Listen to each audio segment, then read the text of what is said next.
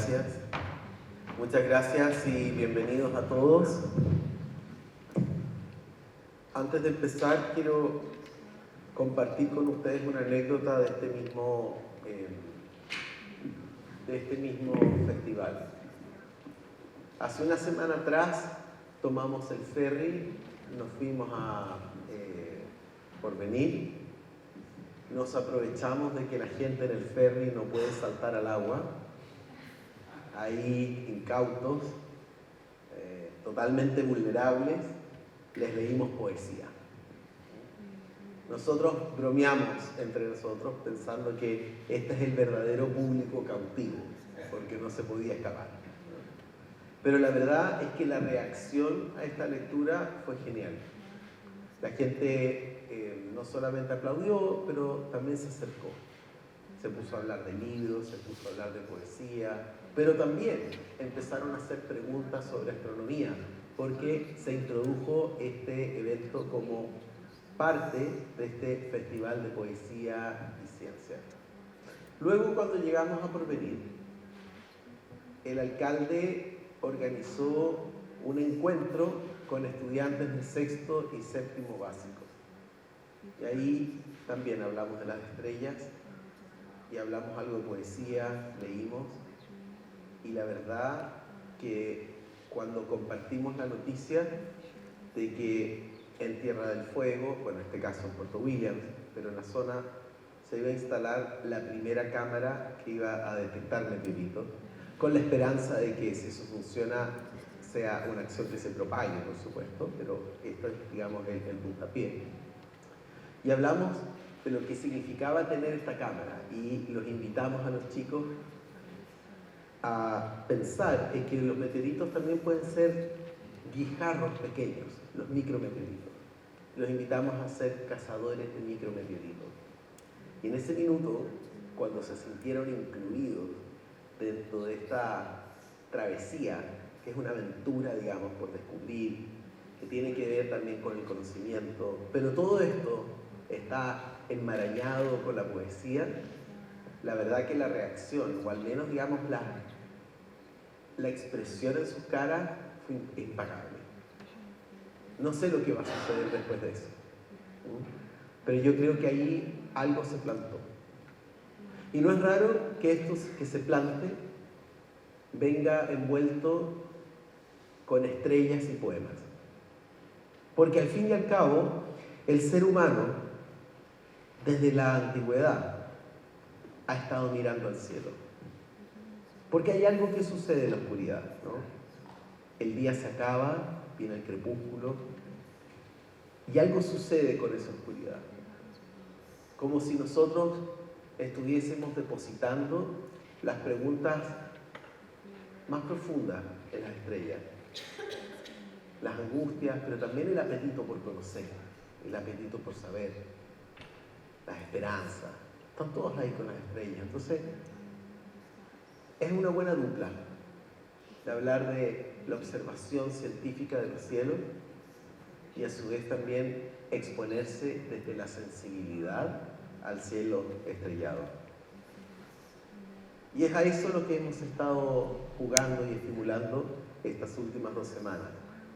Y la verdad es que ese es el punto de partida de esta conversación. Entonces,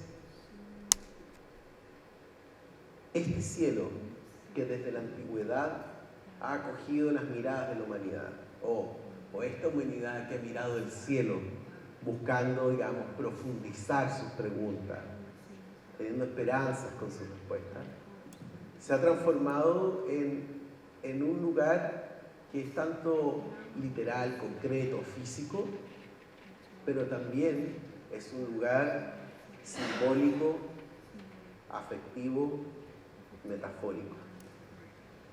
Entonces, esa es la primera pregunta para esta noche. La pregunta que me gustaría que Ilier comenzara y que después la tomara Alejandro es: ¿en qué minuto comenzaste a mirar el cielo, ya sea de forma literal o metafórica? Well, I think there's two answers for my perspective on this question. So maybe something personal. I happen to have part of my family who is Greek, and I used to go to Greece when I was kids in the 70s on islands. And in the 70s, there were a lot of islands in Greece where they had no electricity. So I got lucky in a sense because I was living without light, except the light we get during the day. And for me, going to bed outside, this is Greece, it was summer, it was warm, I always remember the sky full of stars, the Milky Way. And to me, it was always something very natural to see the stars in the sky. I got used to it. It was part of my life, seeing the stars. And I know this is not common because a lot of the people are living in cities and they unfortunately don't have this chance. But that's certainly my first encounter. And I always felt at ease with the night, with the stars. I always liked it. Now, the other aspect of this is something much more profound. I think all human species always had a special relationship with the stars and the sky in general. For good reason, because until not so long ago, the night was the night. There were no light. And that's something we just tend to forget. But living at night is very scary, especially if you are wild animals. And I think we always had something a bit mysterious with the night. It's dangerous, but it's also a bit magical because you kind of see things you don't really see. There is this moon that brings some light, but not too much. You don't see the color. And you see the stars that are there, that are changing. Some of them, not stars, but planets. And I think we were inspired by that. We, our species, since a long, long time, and we used to look at the night in a positive way because of this magical element, but also with a lot of fears because it was dangerous. And it was certainly a moment when we were very creative, just by talking, inventing myths, believing that you could see gods moving, talking to, believing you could see the future into stars. So I think we should all have a special relationship with the night, with the stars, whether it's something from the childhood, whether we are attracted by the magical element of the night, or just because we're afraid of the darkness, which is also something we can do.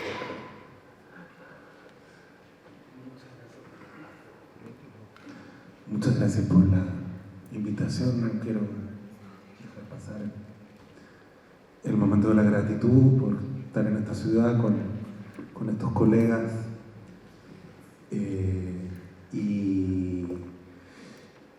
y en esta sensación expansiva, ¿no? Yo creo que es muy necesaria esta mezcla, todas las mezclas. Estamos muy especializados, abrumados y angustiados incluso, ¿no? Por nuestra forma de experimentar el tiempo, por cómo llevamos al enemigo en el bolsillo, ¿no? Me refiero al teléfono, no a la billetera. Tal vez en ambos casos funciona esta sensación de agobio, ¿no? que hace que sea muy inusual la sensación de crecimiento, ¿no? O sea, yo creo que la literatura en particular crece siempre hacia adentro y hacia afuera, ¿no? Pero los escritores cometemos el error de creer que solo crece hacia adentro o hacia afuera, ¿no? Entonces al final nadie se comunica con nadie y pareciera que estamos ahí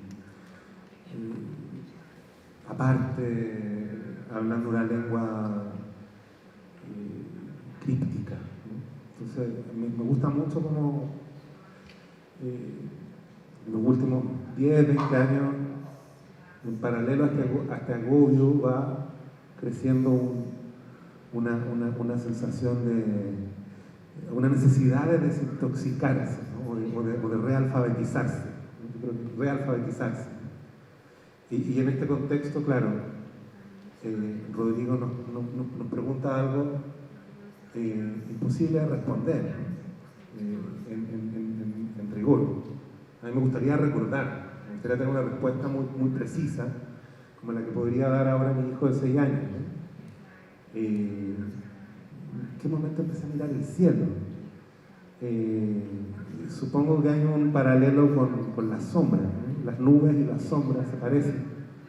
Y supongo que hubo juegos que nos aproximaron a esta sensación, pero no recuerdo uno solo, salvo una escena en el campo, que para mí está ligada también a la experiencia del silencio, que luego se vio intervenida.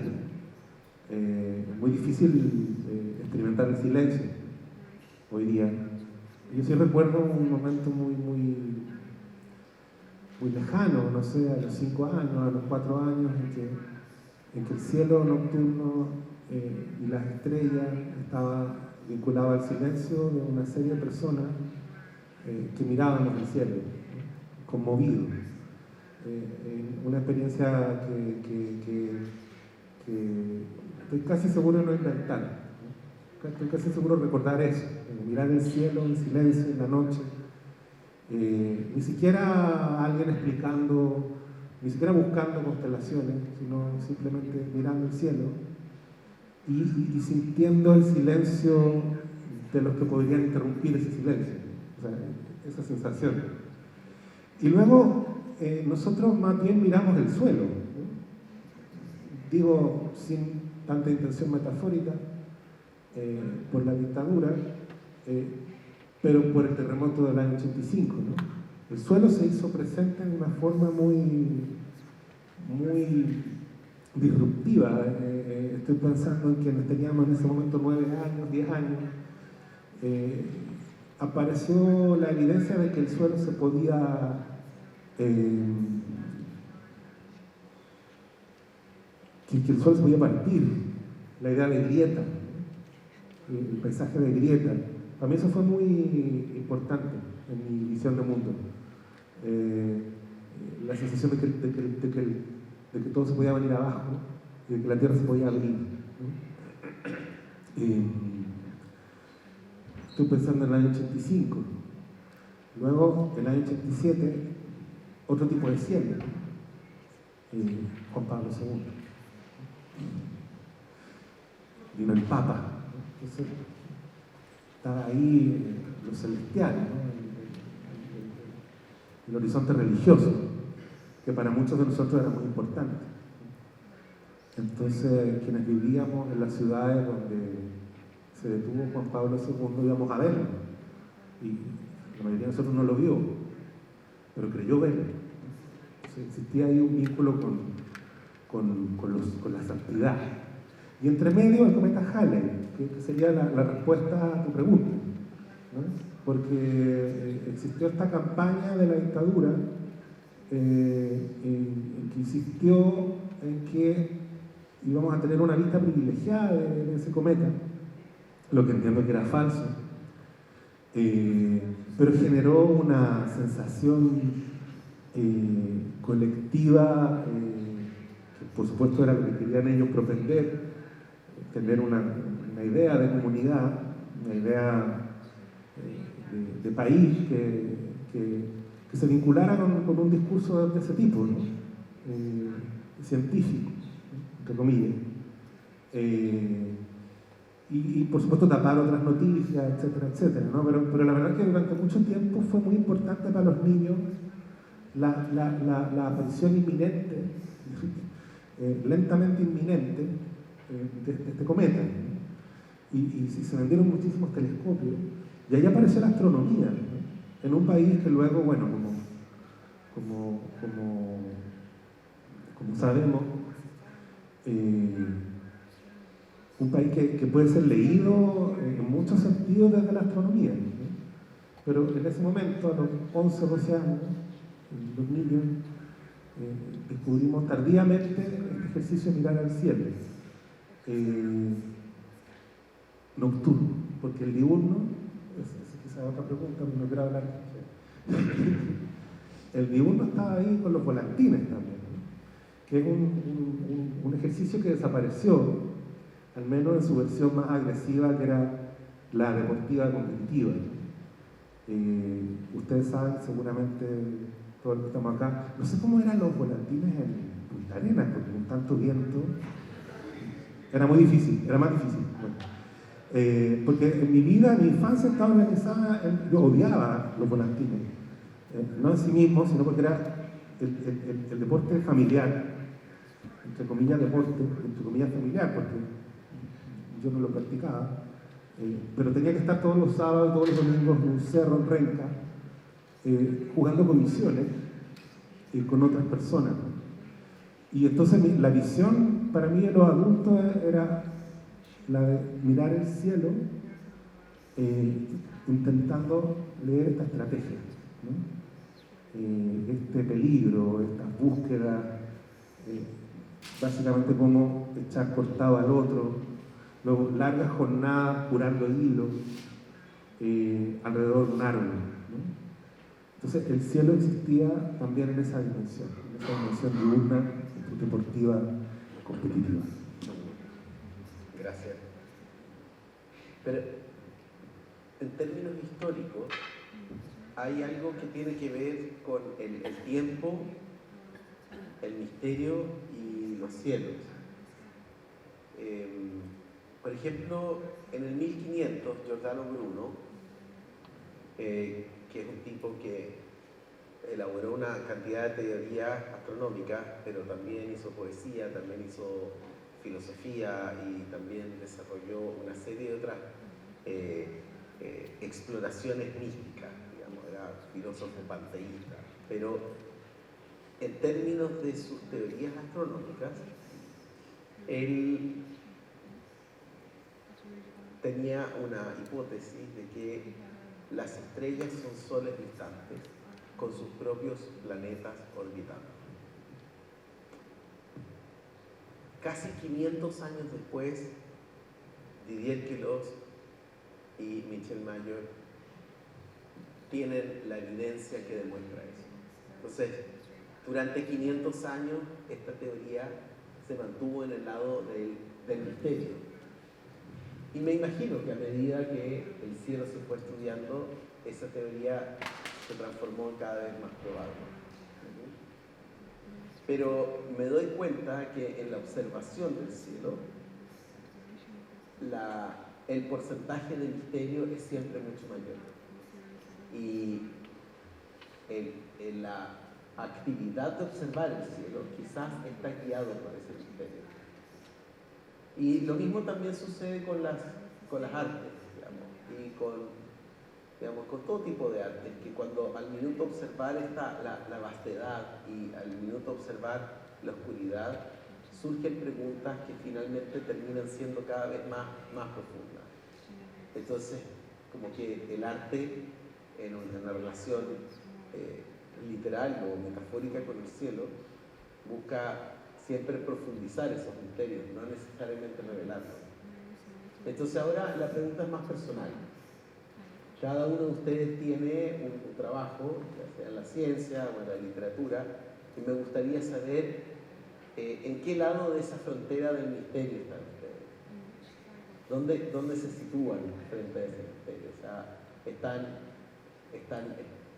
descubriendo, iluminando misterios o están cultivando el misterio, haciéndolo cada vez más profundo? ¿Cómo se sienten ustedes personalmente frente a eso? Okay, well, there's a lot of questions. Yeah, oh my God. Okay, let's try to organize this a bit. First, let's talk about, you mentioned Giordano Bruno, and I think there is something that here we have to just go back a little bit.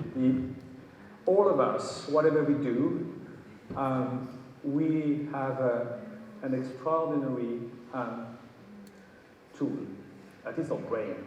And we have the same brain, about It's a bit different pattern, but it's about the same brain, all of us. This brain is a bit mysterious the way it works.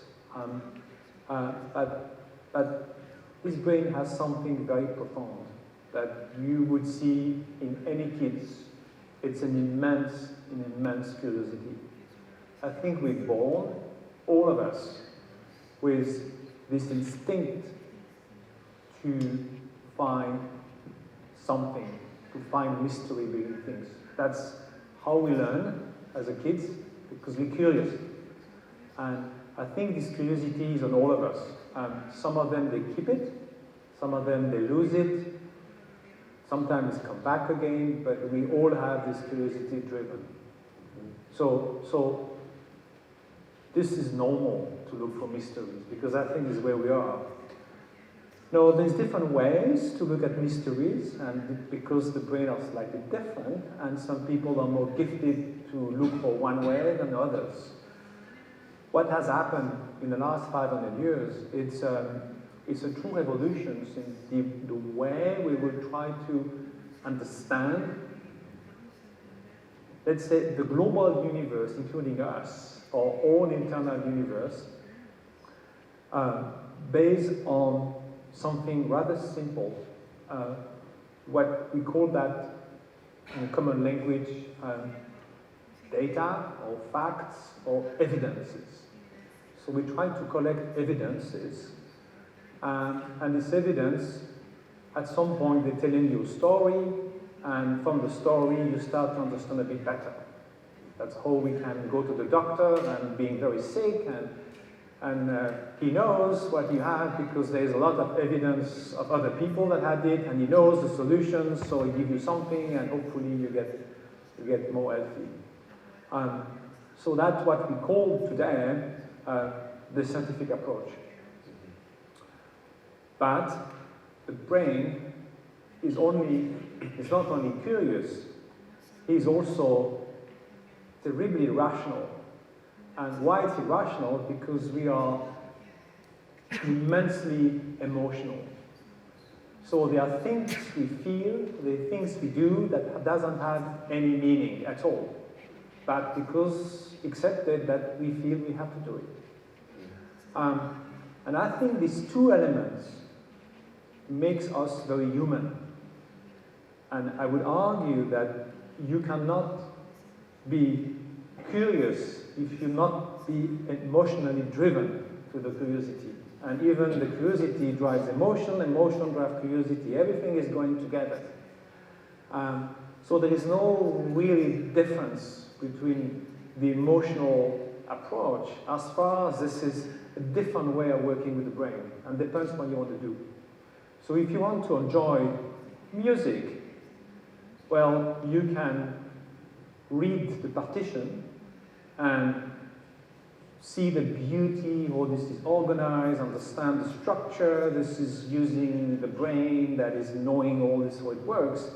But you could also just sit and relax without knowing anything about the music and just enjoy an immense experience.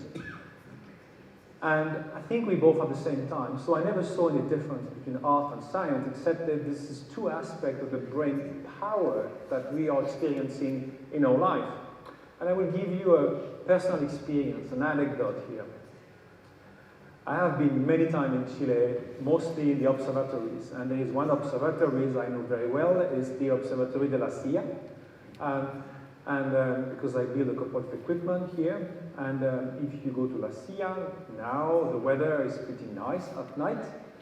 And there is something I love doing when I was in La Silla, is walking from the telescope back to the cafeteria where I could get night lunch at some point. I used to walk, it takes about 15, 20 minutes walking down. And I love to walk without light, because even when there is no moon, the kind of what's called the radiations of the upper atmosphere produce enough light-ish, and then if you wait a bit, you can really walk, if you know the way, without light at all. And this was, for me, a tremendous experience.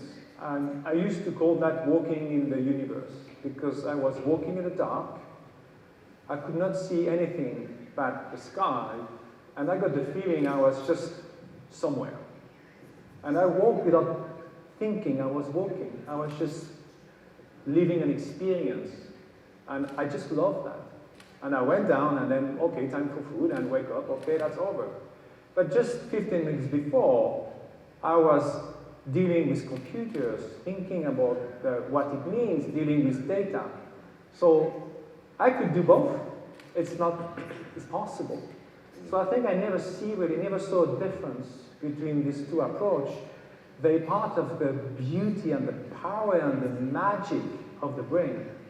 So talking, doing more scientific approach, living a more artistic experience, writing about emotions, I think to me it's telling the same story. It's telling about how the brain tries to comprehend the universe. And we can talk about that later because I think you have plenty of other questions on that. I'm curious to hear you on that. Completamente de acuerdo. Oh, wow. Voy a dar un premio Nobel. Pero yo creo que la clave, se escucha lo que digo, ¿no? ¿Sí? Yo creo que sí la clave es la curiosidad, ¿no? O sea, yo he pensado mucho últimamente en qué es lo que sucede si realmente, claro, nos criaron como borradores de adultos, ¿no? Y en la medida en que nos volvimos adultos, nos volvimos interlocutores válidos.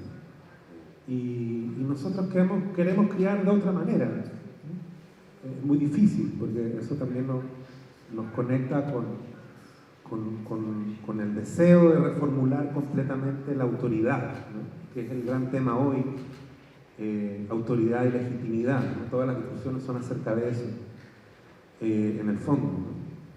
Entonces, sí compartimos ese deseo de construir nuevas formas de autoridad que incluso nos permitieran inventar otra palabra, una palabra distinta de autoridad. Crecimos en dictadura y tampoco tenemos tantas ganas de cerrar ahí un horizonte discursivo, ¿no? Sino más bien creo que eso en todos los ámbitos de la sociedad es perceptible, el deseo de redefinirlo todo, que redunda en una sensación de complejidad para muchos abrumadora, ¿no? Mucha gente ya es consciente de algo que siempre fue así, pero que ahora es más visible. Hay que tomar muchas decisiones todos los días. Decisiones incluso placenteras se vuelven tormentosas.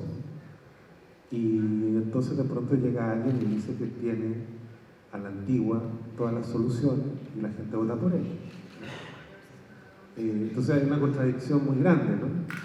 Y sin embargo esta complejidad que compartimos me parece que habría que prestigiarla, ¿no? O sea, esta es una instancia en la que se puede prestigiar la complejidad, ¿no? Volverla menos abrumadora y conectarla con la curiosidad, ¿no? que es su hermana gemela. Entonces, claro, fuimos criados como borradores de adultos, pero en realidad somos lo que sobrevivió de la infancia, ¿no? Lo que no pudieron reprimir. Y yo creo que ahí muchos de nosotros, no sé muy bien a quién incluye ese nosotros, nunca lo sé realmente, pero sí hay momentos en que es mejor el nosotros que el yo, ¿no? Yo creo que muchos de nosotros nos acercamos, por ejemplo, a la literatura con esa esperanza de recuperar algo que quizá tardíamente nos dimos cuenta que habíamos perdido, ¿no? Con muchísima energía y alegría y locura, desaprendimos urgentemente algunas cosas que parecía que iban a quedarse ahí para siempre. Entonces, creo que por ahí va la cosa. Esta resintonización del mundo, que claro, viendo a los niños es muy evidente, ¿no? Para ellos el espacio no es literario, no es musical, digamos, no es científico. El deseo de comprender el mundo no está compartimentado de antemano. Estoy diciendo algo que es muy obvio, pero que igual es bueno volver a verlo, ¿no? O sea, por ejemplo, a los escritores nos preguntan siempre por el origen de la pasión literaria. Entonces solemos referirnos a, qué sé yo, el primer libro que nos gustó. Pero en realidad la experiencia artística es muy anterior a eso. Y tiene que ver con el lenguaje, tiene que ver con ese momento en que el humor, la música, el misterio y las palabras estaban unidas en una sola maravilla, ¿no? Y luego, si yo soy hoy completamente honesto, a mí me empezó a gustar la literatura mucho antes de leer. Después, claro, en el colegio Don Oriones de Cerrillo, nos pasaban esos libros que venían recién borrados, ¿no? Recién borradas las respuestas, pues los niños, los años anteriores, los habían rayado, y uno miraba las respuestas a contraluz, y te sentías conectado con esos otros niños. Y luego había ahí una zona donde había textos literarios, brevísimos, y esos textos me gustaban. Entonces quizás ese es un primer estímulo literario, pero para que todo eso sucediera, había una preliteratura que era mucho más importante y que me dispuso a la posibilidad de que me gustara esta otra literatura de lo que yo llamo los hermanos de grafito, ¿no? Y luego los libros, y luego las comunidades que se arman en torno a eso. Entonces, una cosa que me interesa mucho es desandar toda esa certidumbre, ¿no? O sea, la literatura no viene de la literatura.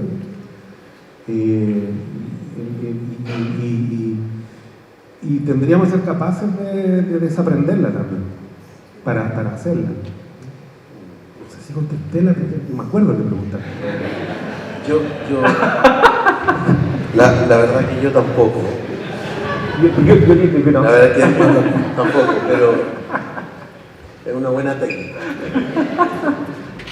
Oye, escuchándolos, yo me empecé a acordar de algo que planteó Didier en una conferencia para la gente de astrofísica ahí en las Torres del Paine.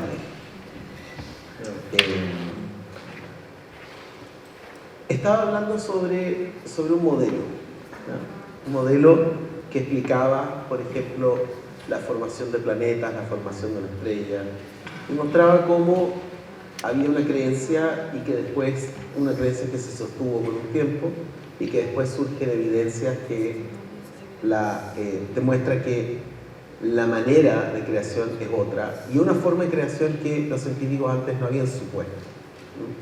Y entonces él plantea, dice, es muy difícil conocer aquellas cosas que no conocemos, en el sentido de siempre estamos comparando con cosas que ya conocemos y por lo tanto nuestra experiencia se interpone con aquel apetito de querer conocer, porque conocer algo que completamente desconocemos, no tenemos ningún modelo de comparación. Y me parece que esto es muy interesante también verlo desde la literatura, porque, por ejemplo, ayer escuchaba a una astrofísica que ella está encargada de tomar datos que se recogen de telescopios espaciales y modelar atmósferas posibles. Entonces, toma datos conocidos y con eso va probando cómo podría desarrollarse una atmósfera en, por ejemplo, en un planeta, una estrella, etc. Y yo pensé, dice, bueno, eso es muy parecido a una novela. Hay datos que se conocen, datos que se aceptan, y el escritor está modelando una atmósfera, modelando un personaje, modelando también una personalidad, la profundidad psicológica. Pero en ambos casos a veces se enfrentan a lo desconocido y tienen que cruzar esa frontera de conocer aquello que no conocen. Es decir, se enfrentan a lo desconocido sin modelos de comparación. Entonces, me gustaría saber si han tenido esa experiencia y cómo han enfrentado esa experiencia. Okay, so we always, I think, well, again, I don't think scientists are different than anybody here. Scientists are trained and to use tools, like a musician is trained for playing music. Doesn't prevent everybody to enjoy music without being trained a musician. So I think we all have this kind of capability to read through facts, what's happening. And there is something which to me is still extraordinary, is this capability that we have that we call the symbolic thinking. So we can think about things that doesn't exist really practically. That's how we have invented essentially the writings, the whole purpose of writing that exists since the last 5,000 years, essentially, the mathematics, and we can imagine things, we can picture things in our head. So we have this amazing power to do that. So of course, when you want to explore something, because of this symbolic thinking, we can invent tricks to do more than just simply what our eyes and our ear and our hand will be able to capture.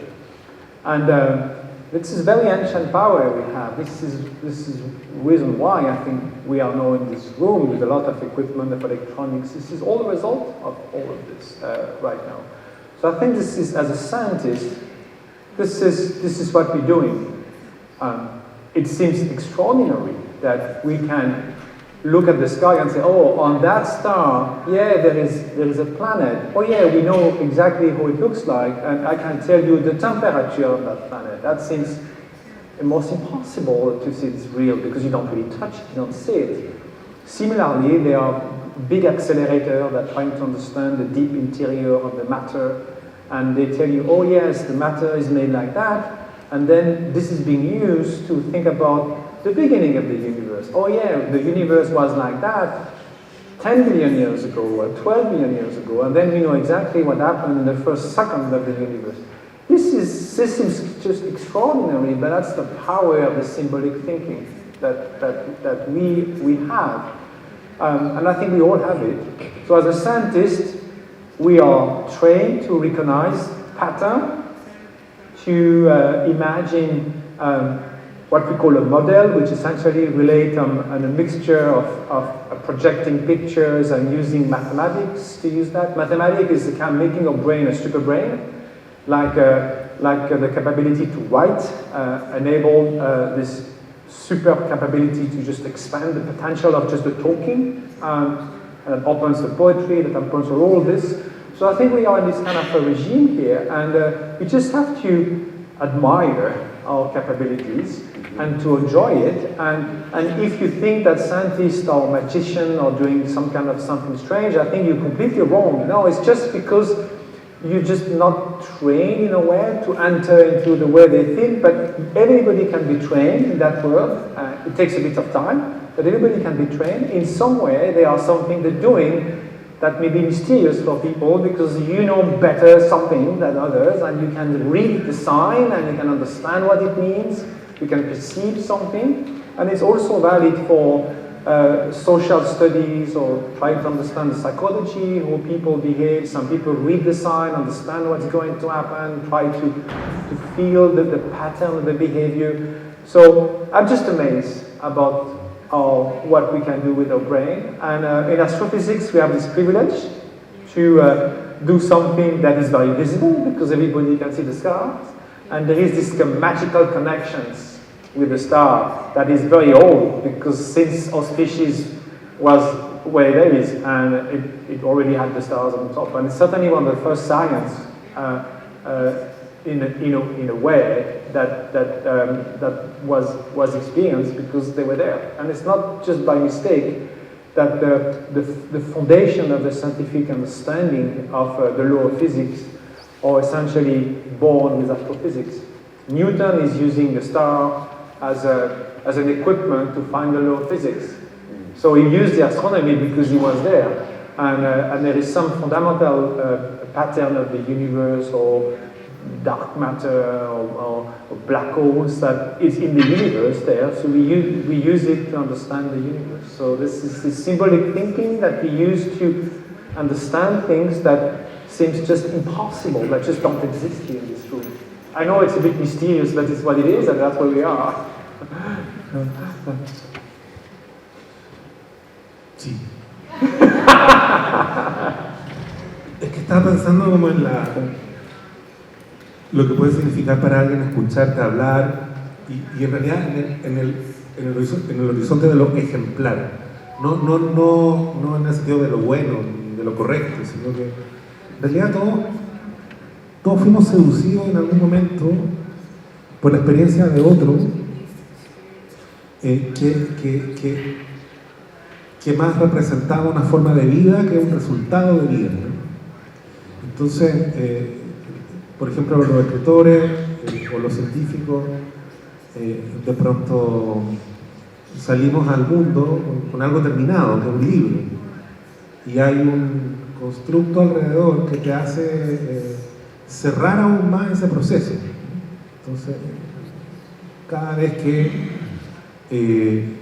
sucede esa excepción, la excepción de salir al ruedo, de figurar, ¿no? Hay un libro nuevo.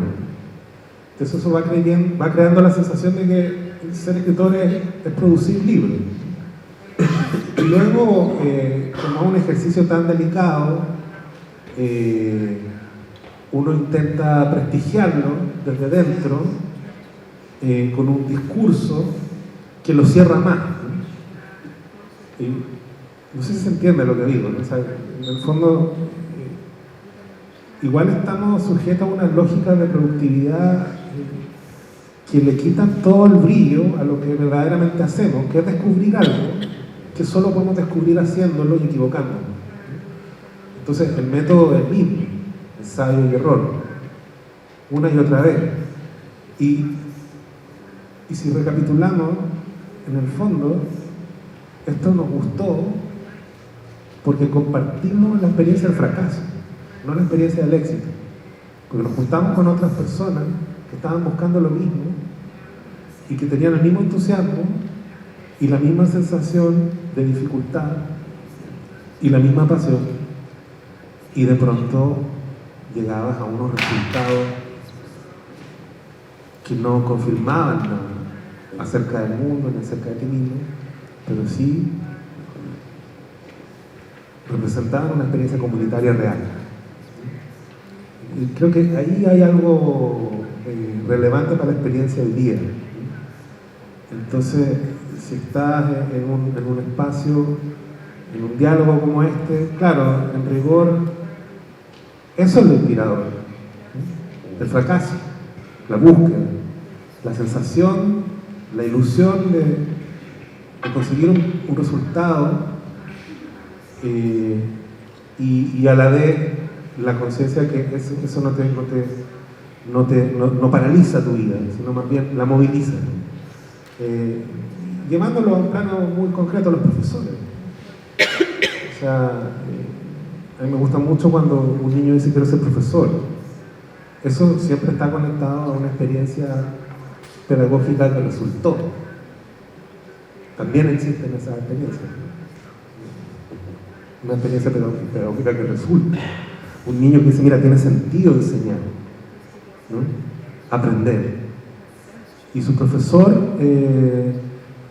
no es necesariamente un genio, sino es alguien que desarrolla un proceso comunicativo que se cierra en torno a una comunidad y funciona. Y tampoco me acuerdo si esto tiene que ver con lo que preguntaste, pero me puse a pensar en esto hace un rato. Pero sí era una pregunta. Yo sí siento, la pregunta era si sientes que estás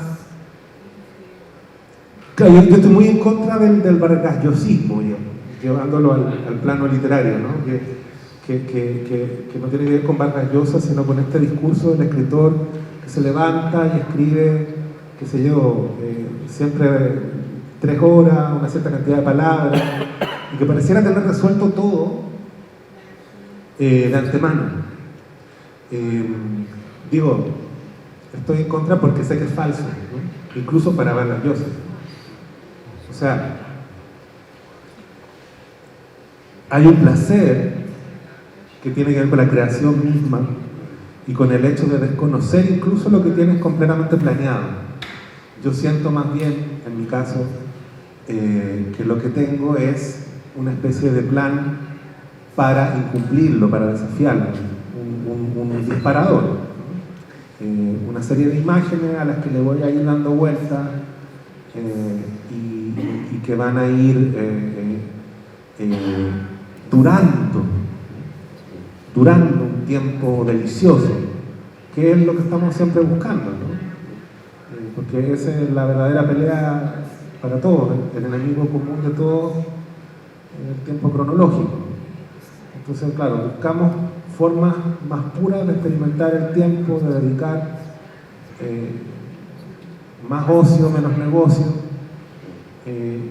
y hay un placer ahí, un placer que no se expresa en una cantidad de palabras, en un objetivo cumplido, sino en un descubrimiento verdadero, en saber que había personas dentro tuyo que no sabías que estaban ahí, que había palabras que te gustan y que en realidad no sabías que te gustaban, que no sabías que ibas a ocupar nunca, y eso es algo que está en el aquí y ahora, que no se puede prever. Pero en relación al tiempo, gracias por hacer esa acotación, porque me doy cuenta, por ejemplo, leyendo muchos de los libros de Alejandro, que inevitablemente hay una búsqueda en el presente del escritor para crear una obra que retrocede en el tiempo. Hay muchos personajes, hay esta visita a la infancia, también esta visita como a la infancia de una generación, a veces parece a la infancia de la nueva democracia, a veces parece, digamos, que está siempre explorando hacia atrás y que entrega muchas noticias sobre el presente. Y en el caso de Didier ya es mucho más extremo, porque gran parte de la investigación de Didier entrega información sobre cómo se forman los planetas. Entonces, me parece muy curioso esto de dedicar el tiempo presente para escudriñar siempre el pasado y traer desde el pasado algo que va a cambiar o la información del presente o la sensibilidad del presente. Okay, so the time is an interesting topic because the time of physicists is not exactly the time as we may feel it as a human, for plenty of reasons. First, the fact that the time is different depending on where you are and what speed you are. So there is this idea that time is not a universal concept, and that something is difficult to understand. The second element is the time scale of the universe is difficult to perceive. Even the time scale of a human or the time scale of a human species is almost negligible on the time scale of the universe. We're talking about 1 million years for a species.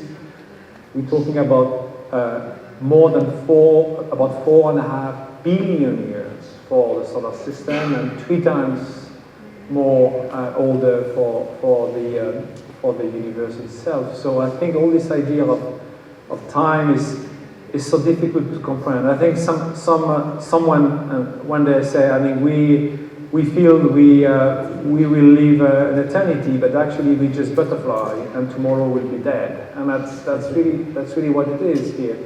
So the concept of time is very difficult to comprehend. And in case of astronomy, because of the fact that the light takes some time to travel, then the light we see on Earth is not the moment when the light was created.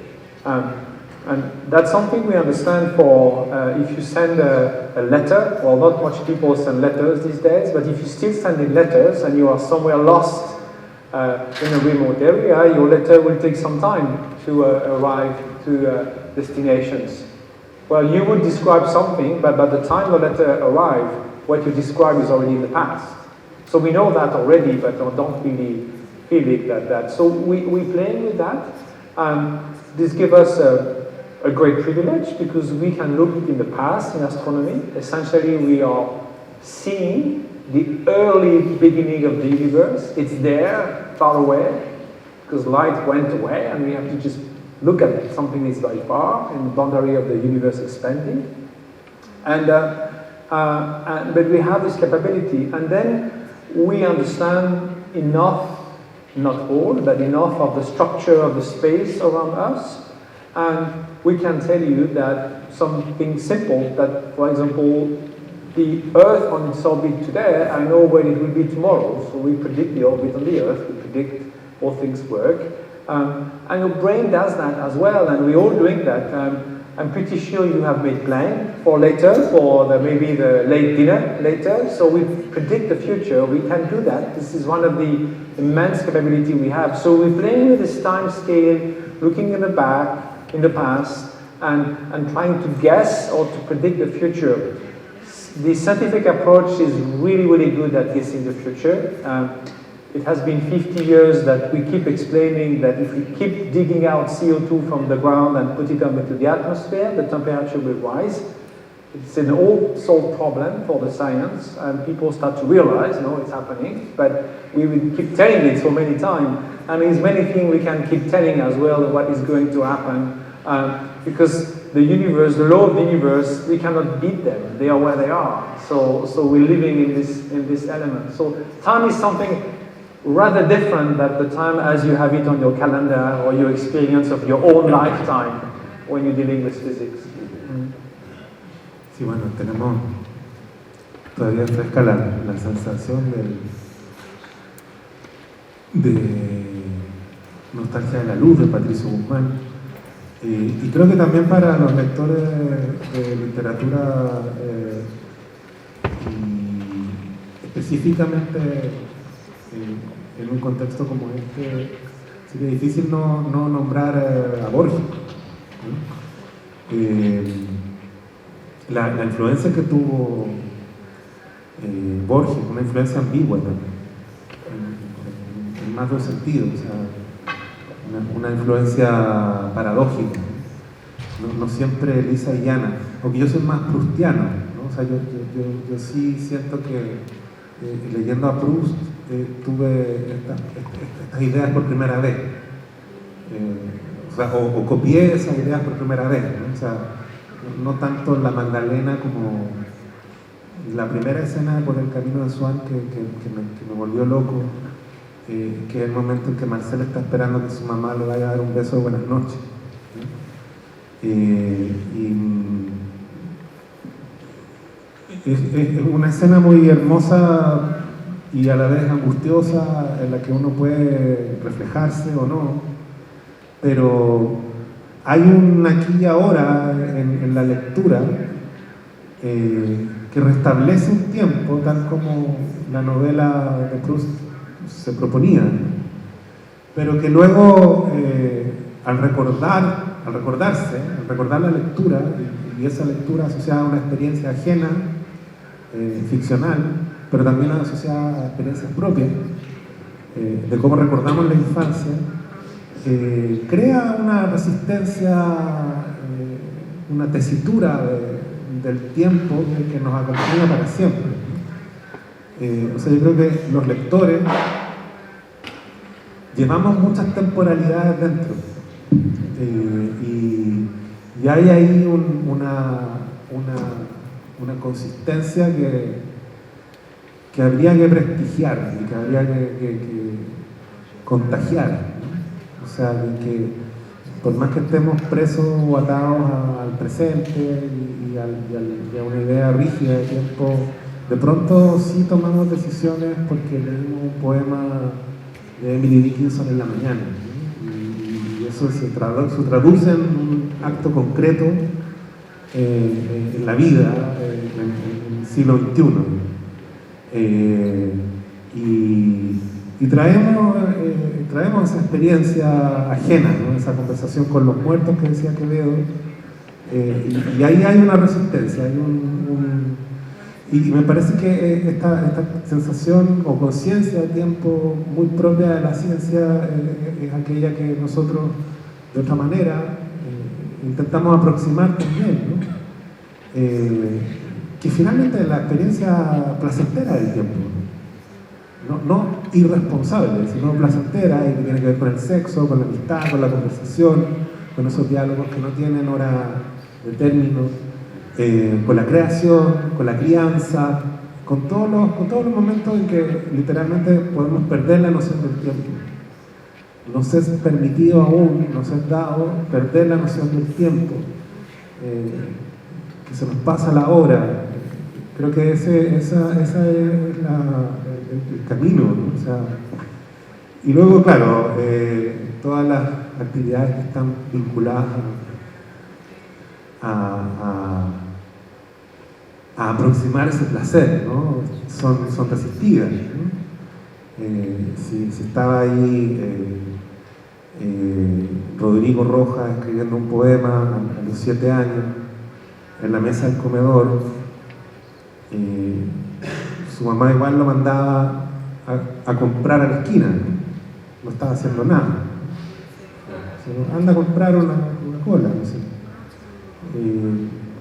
Y luego ganaba el concurso en el colegio, un año después la misma escena, bueno, capaz que está haciendo algo importante, entonces voy a comprar yo la Coca-Cola. O sea, ahí va ganando tiempo, ¿no? Pero parece una escena estúpida, pero en el fondo de esa escena está llena la vida de todos, ¿no? Como, ¿y por qué no vino al asado? ¿No? Es que se cree escritor, ¿no? Se quedó ahí escribiendo una novela, ¿no? Parece que escribe novelas, ¿no? Y bueno, después la novela se publica y, bueno, parece que era escritor. Entonces parece que hay que respetar eso.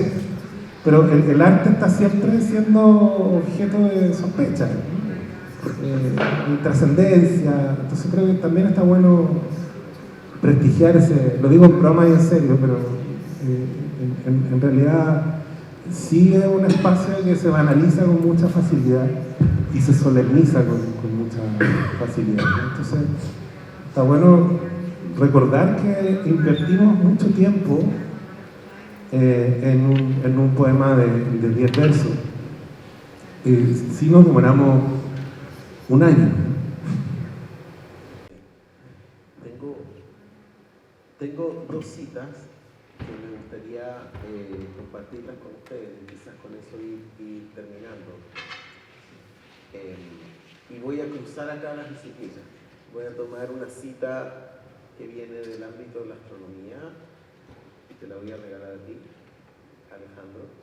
Y voy a tomar una cita que viene del ámbito de la literatura, y te la voy a regalar a ti.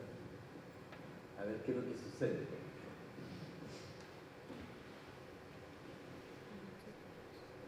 La cita literaria viene del Dante. Y esto es algo que salió ayer en la conversación de Yamila con poetas y gente que asistió a esta conversación en Puerto Natales. Y fue el poeta Julio Carrasco quien señala y dice: al final de la Divina Comedia, Dante Alighieri se refiere a el amor que mueve al sol y a las otras estrellas. Y más allá de la metáfora, me pareció a mí muy interesante ver al amor como la fuerza gravitacional. No sé si quieres comentar. Pero antes déjame regalarle una cita también a Alejandro. Esta cita viene de Christian de Duve y es una cita que usó Didier en su conferencia. Y dice más o menos así. Dice que la vida es una manifestación obligatoria de la materia, porque eso está tejido en el telar del universo. Es fantástico pensar que la vida es algo obligatorio. Bueno. He's starting first. Oh, no. Okay.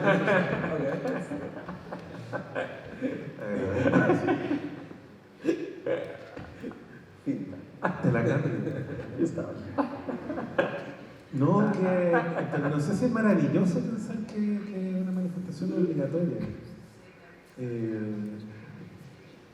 Creo que se compone en el telar, ¿no? Ahí apareció lo maravilloso. Pero sí siento que el movimiento, o sea, si cometemos con muchísima frecuencia el error de creer que el movimiento puede ser suspendido, en todo sentido, en la construcción de nuestras trayectorias, de nuestras identidades, es quizá el error más clásico, ¿no? No me refiero al deseo de descansar o de reformular o de redefinir, sino a la sensación de que hay algo que es posible detener. Entonces, en ese sentido, haría respirar la palabra obligación, ya que obligatoriamente tengo que hacerlo, ¿no? Porque me obligas a comentar la cita. Pero sí creo que eso me vincula nuevamente literatura y ciencia, ¿no? O sea, la conciencia de que nada se detiene. Esta evidencia por una parte, pero también conciencia, incluso aunque a veces queramos que se... Ahora, el tema del tejido y del telar también, como tú dices, es maravilloso. O sea, no solamente que, claro, uno que viene de la literatura habla del telar, del lenguaje, pero concebir al universo como si fuera un telar, pasado el universo. La trama, ¿no? También la sensación de trama, por eso yo pensaba en Borges, bueno, en las ficciones clásicas, pero también en el poema conjetural, ¿no? En esta recurrencia de quien entiende su vida en el último momento, ante la muerte, y la trama formulada por primera vez de forma prístina, ¿no? Y luego pensaba en esa pregunta que quizás no contestamos, ¿no? O sea, que tú hiciste, o sea, finalmente se explora el misterio para profundizar lo misterioso o para resolverlo, ¿no? Pero bueno, Didier lo centró en la curiosidad. Me parece muy sensato eso. O sea, porque también está la posibilidad si vas a resolver el misterio, consideras que el misterio puede ser resuelto. Y por otra parte, también, si no intentas resolverlo, hay una especie de domesticación previa, ¿no? Entonces, por eso esta idea de movimiento me parece tan... Bueno, es muy obvia, pero quiero decir, vivimos en una sociedad que está todo el tiempo suponiendo que el movimiento puede detenerse, ¿no? A pesar de que solo recibe evidencia de que no puede ser detenido. Bueno, Didier habló de la curiosidad y tú hablaste del error, ¿verdad? Que también son dos formas de enfrentar al misterio. Didier, ¿qué quieres hacer con esta mesita de la... Okay, I will answer, but I wanted him to answer first, because he had a good reason for that. Because I think but the two questions you ask are really interesting, because they are trying to put two topics on two different levels. I think this is wrong. They're not at different level. They are looking at the same things but different way. And the reason why is you are bringing a knowledge of the science of the 21st century, and you ask for a translations that could be a translations, emotional, symbolic translation related to the artistic perspective that is related to the translations, or the society interpretations going with that.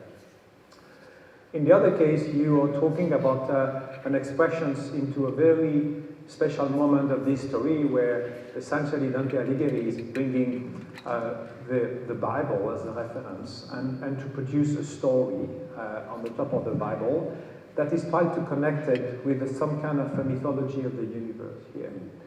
I do think that these two always happen together, the connection of the symbolic perceptions of the feeling, of the perceptions that we have of the reality, and the kind of the growth of the understanding of our connection with the universe, basis on facts, on reality.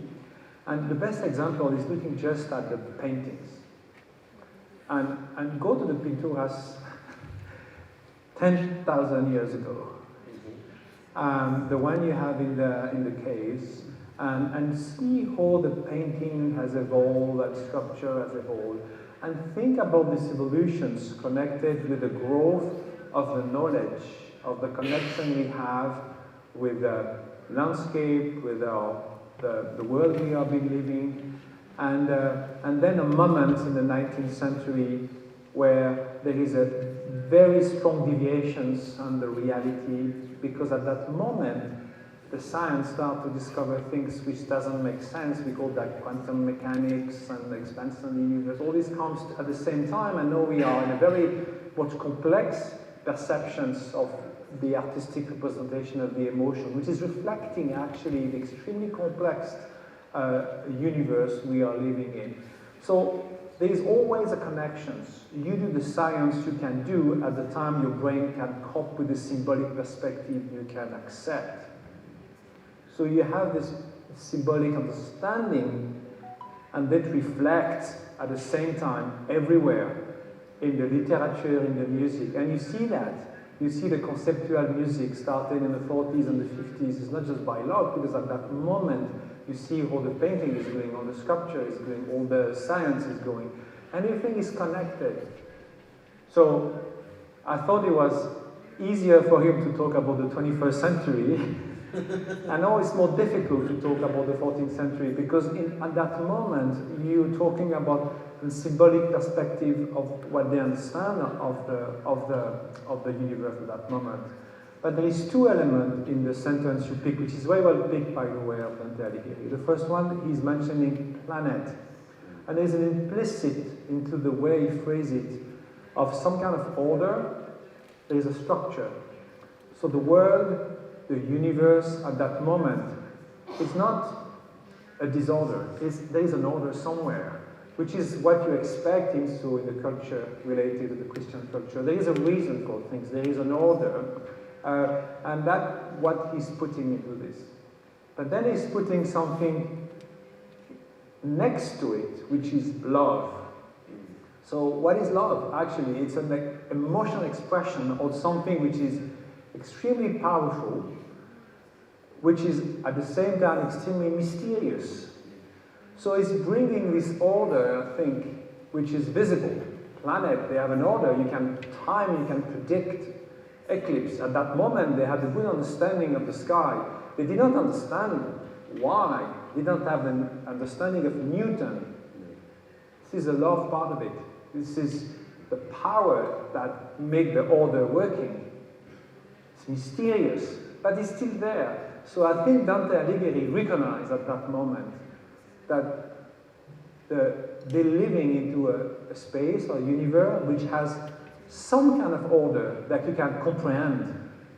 But of course, he's explaining this with his own world. And the use of love is really good because this is something really mysterious and powerful, which will come later. That will be called gravity, and I will call all this comes later. So this is how I translated it. So it's reflecting, I think, the same interest or will or curiosity, which is being expressed with different kind of means, which are the model or the mean or the symbolic thinking that people had at that time. Of course, now we will never say that. We cannot say, oh, the reason why there is universe because love keeps the universe. But we can translate that in another way. We still have a lot of very mysterious elements in physics when you talk about quantum mechanics or the dark matter or the black hole. Well, then you can be creative. You can imagine multiverse. You can imagine things that is very mysterious, that is moving without really understand why. So there is still space for magic in a way that is hiding the fact that we just don't understand everything, which is fine. We will understand more and more. Whether we will understand everything, I don't really know. But the brain is quite special for that and can do a good job. Well, there you have. Ahí tienes otro concepto también de tiempo, que es el tiempo del conocimiento acumulado. Cuando tú dices, quizás algún día llegaremos a conocer todo, no lo sé.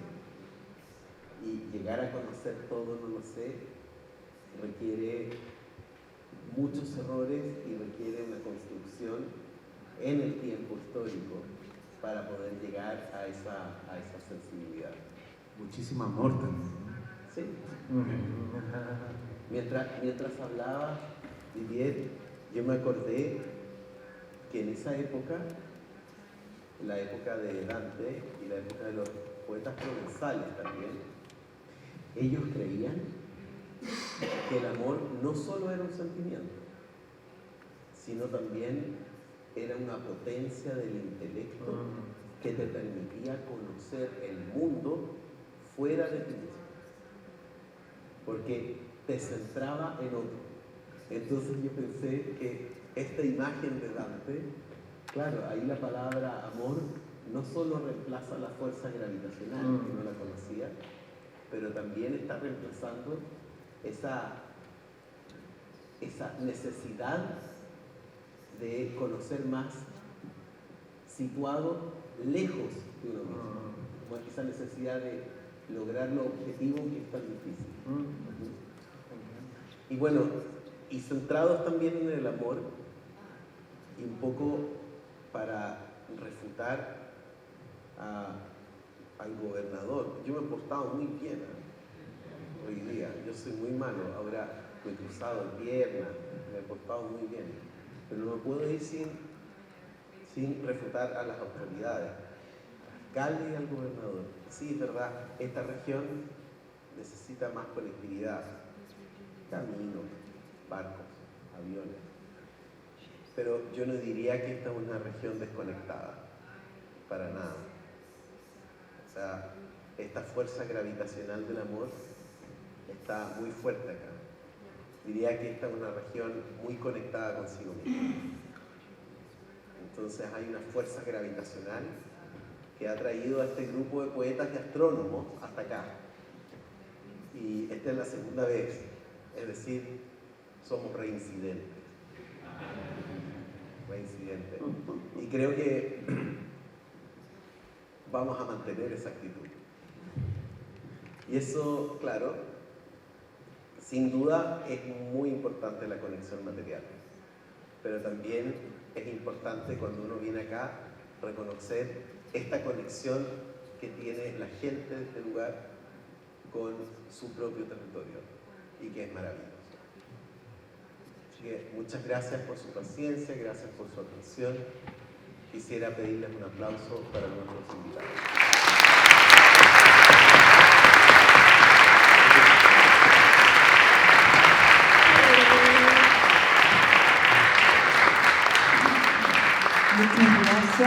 Muchas gracias Rodrigo, Didier, Alejandro. Bueno, quizás hay gente que trajo sus libros y quizás quiera alguna firma de Alejandro Zambra. Lo vamos a poder hacer en algunos minutitos ahora que terminemos el cierre. Y antes sí queremos contarles las actividades abiertas y siempre gratuitas que vienen este fin de semana de esta preciosa ciudad de Punta Arenas y en Río Seco. Mañana sábado a las 12:30 realizaremos la lectura de poesía Acrux y funciones rotativas del domo planetario Giant Magellan. Eso será el sábado y domingo desde las 3 de la tarde en adelante.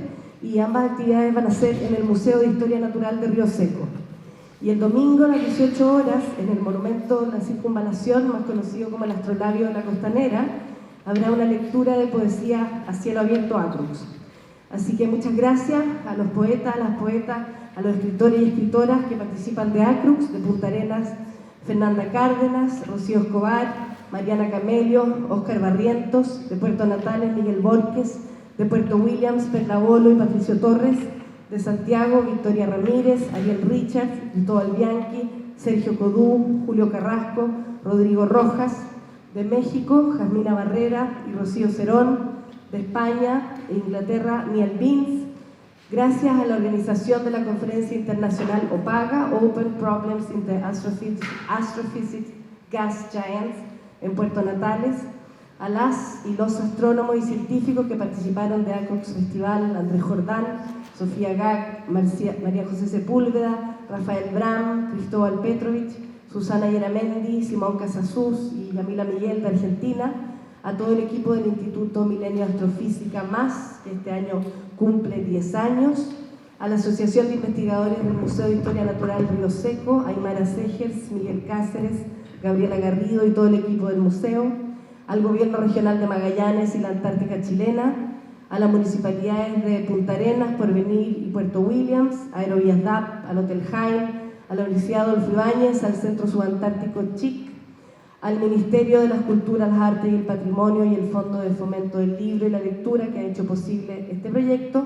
Y en nombre de Acrux, Festival de Poesía y Ciencia del Estrecho Magallanes, les damos las gracias de todo corazón. Y recuerden que nos pueden seguir y ver el contenido en nuestras redes sociales en Instagram, acrux.festival, en Facebook y el canal YouTube Acrux Festival. Bueno, muchas gracias y aunque afuera todavía es de día, buenas noches. Muchas gracias.